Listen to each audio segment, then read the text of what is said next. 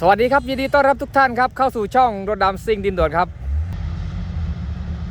รอดไม่รอดคลิปนี้มาดูทีมงานภูมิดินขึ้นบ่อกันหน่อยโอ้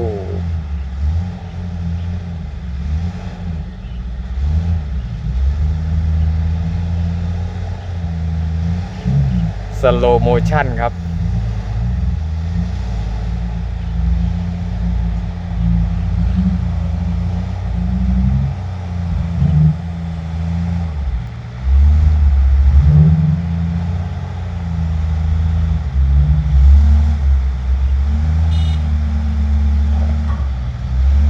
อันนี้น่าจะเครื่องเล็กนะครับน่าจะ175ประมาณนี้น่าจะยกหัวใส่ครับ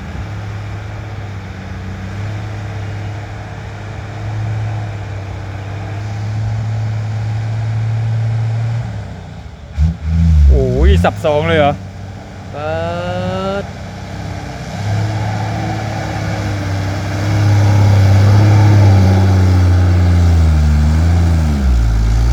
หมดไม่หมดไม่หมดครับแม่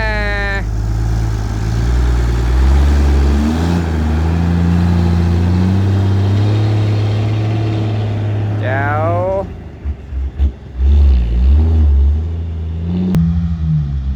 มาชมเจ้า JCM ครับคันนี้ก็น่าจะ165ครับสโล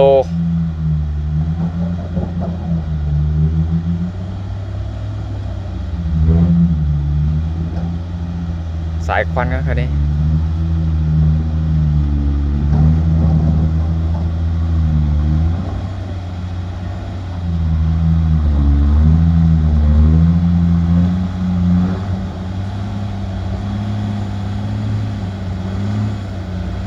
วันนี้มาก็งานไม่ได้แบกเท่าไหร่ครับเบาๆ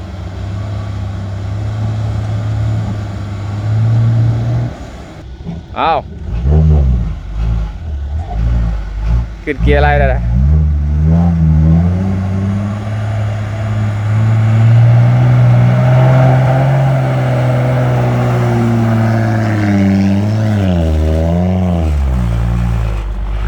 โอ้รอดไปรอดโอ้ไม่รอดครับสับโลครับ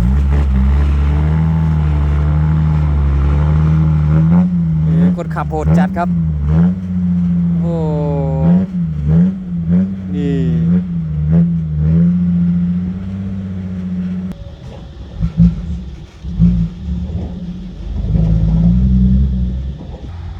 มาชมคันต่อไปครับใช้ในราษฎร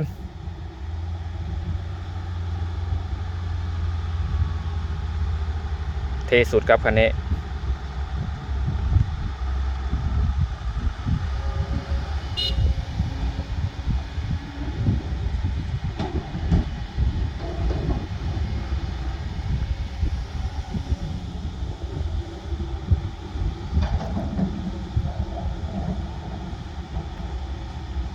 จานรุ่งก็ขุดเป็นหน้าไปเรื่อยครับ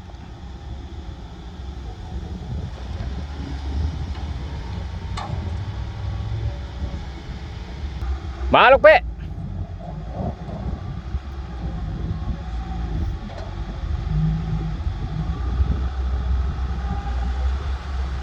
เกียร์2 ลูกครับคันนี้ขึ้นบ่อก็สบายครับ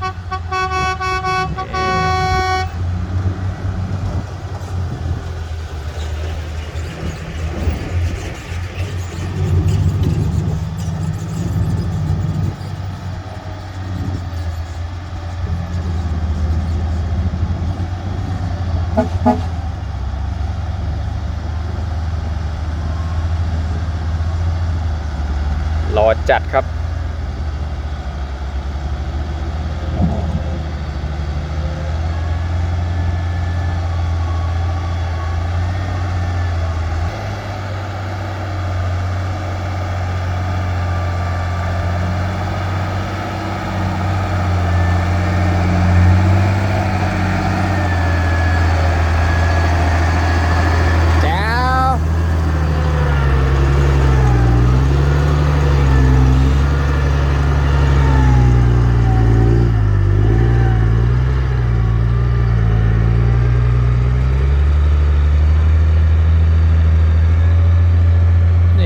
ร์2ลูกสบาย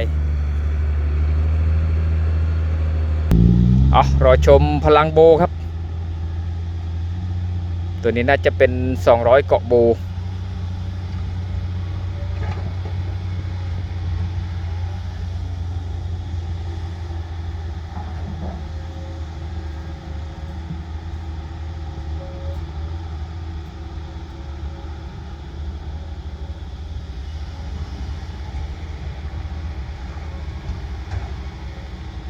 ออกตัวมาแล้วครับ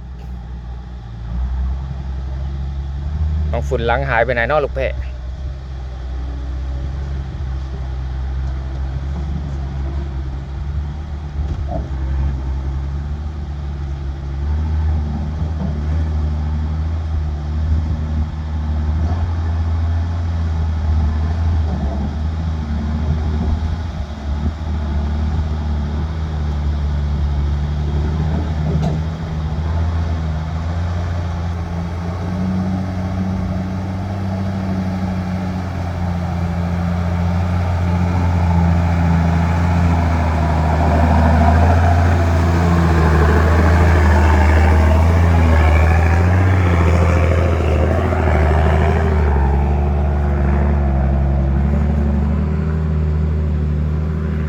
ผู้สาวที่ไหนนี่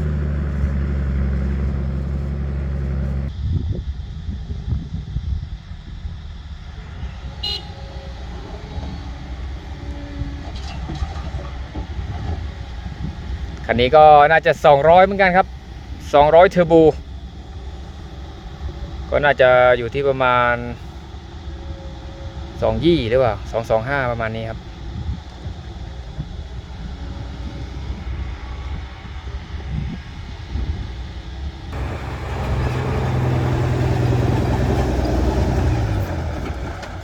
โอ้โหไหลเกียร์ว่างลงเลยลูกแปะมาเด็กก้า3ใบปัด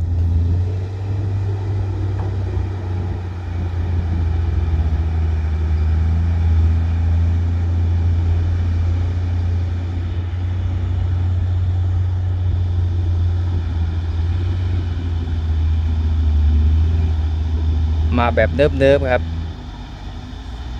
รุ่นนี้ไม่ต้องมีสโลว์ครับแรงอยู่แล้ว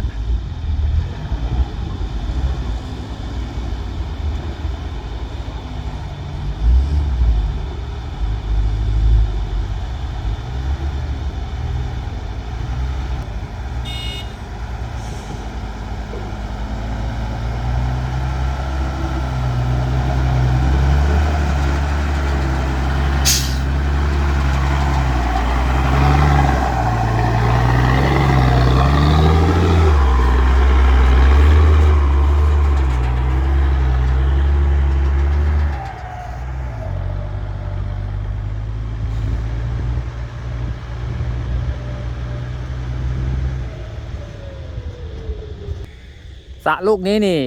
ใหญ่มากครับเนื้อที่ประมาณสักน่าจะ4 ไร่ครับถ้าน้ำเต็มสระนี่ใช้ไม่หมดแน่นอนนะครับทำการเกษตรได้แบบสมบูรณ์แบบเลยมายังไงนะโอ้ยไม่ได้ต้องเสียดักโอ้ไม่เสีย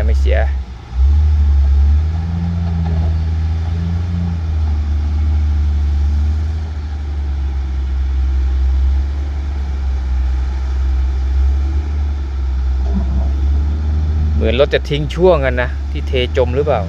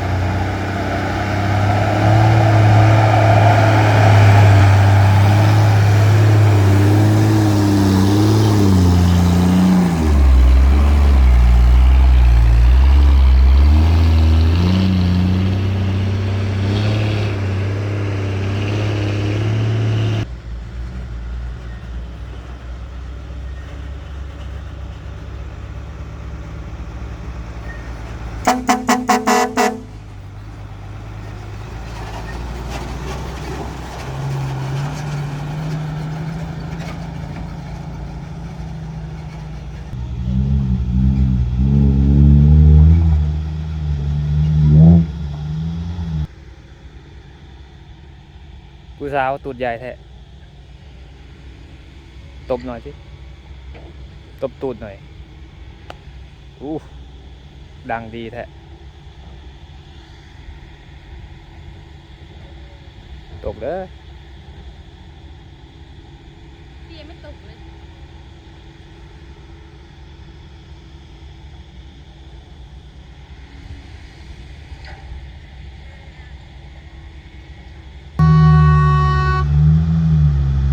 โอ้ตามกันมาติดๆเลยลูกแปะ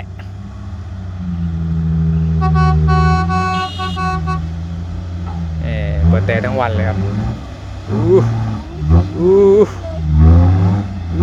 โหดจัดโหดจัดนี่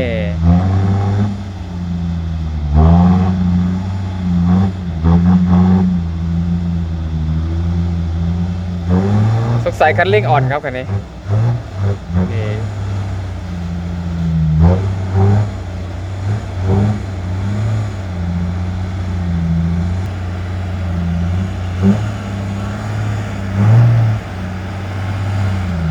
เบิ้ลหน่อยเบิ้ลหน่อย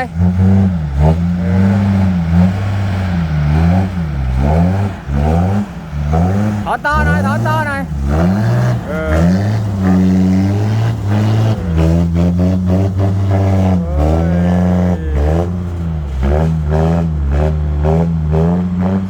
ยังโหดอะ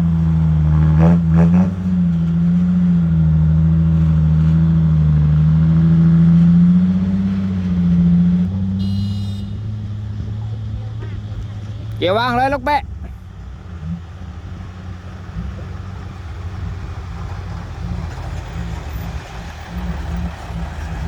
โอ้ดูราวข้างนี่พังเลยเอาละครับเดี๋ยวปิดท้ายกับเจ้าคลาสสิกเจ้ารถราษฎรสุดหล่อประจำทีมงานเอ็มภูบดินทร์จัดจ้านย่านคลองหาดหรือเปล่าโซนนี้น่าจะคลองหาดคลองหาด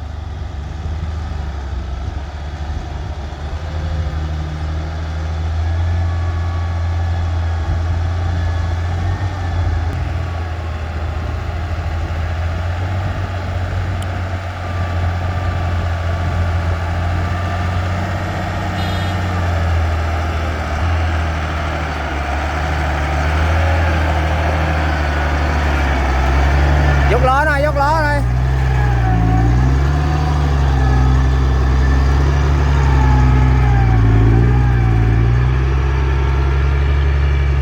นี่วิ่งหาเงินได้เหมือนกันนะ